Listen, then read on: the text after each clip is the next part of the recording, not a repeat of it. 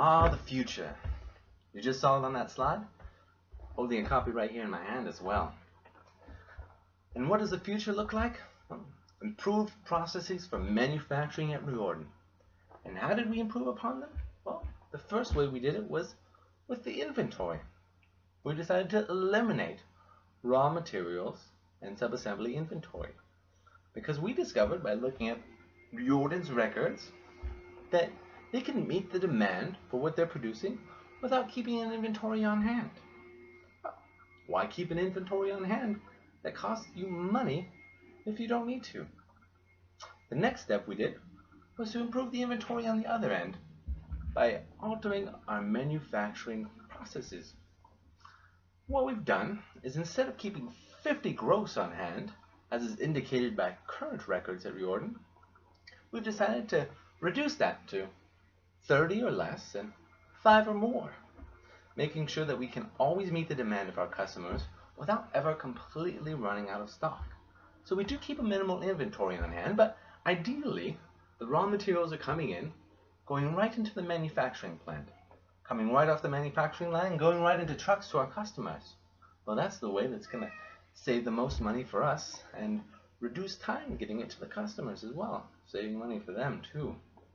And what we did was we looked at historical data and found that the ordering from our contracted fan buyers isn't really so random after all. It's pretty predictable.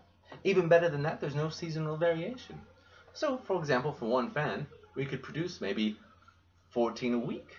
And as long as we're producing 14 gross a week, we can meet the demand, never rise above 30 in our inventory for gross, and never drop below 5, ensuring that we always have some on hand to fill an order. The next thing we did was to change our process for recording inventory. Right now, as you noticed, well, I didn't really say it in our sheet, but if you're familiar with the process, well, actually it did. It was in our previous process map that they would record inventories, and hand them all off to a clerk at the end of the day.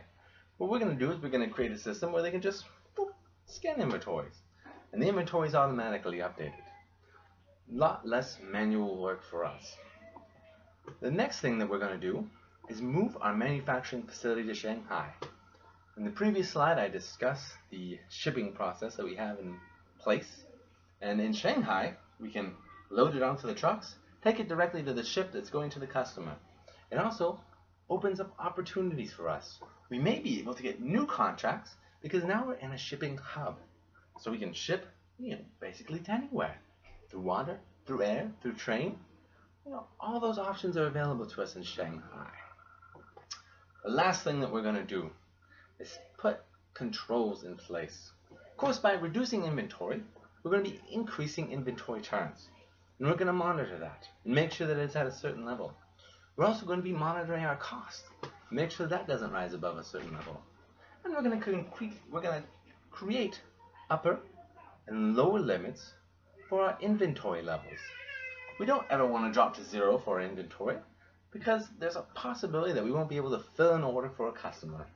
But we also want to make sure that we don't go above 30. That's the number that we set for keeping the total cost at a minimum. Thank you for listening to my part of the presentation. Now I'm going to turn it over to my teammate.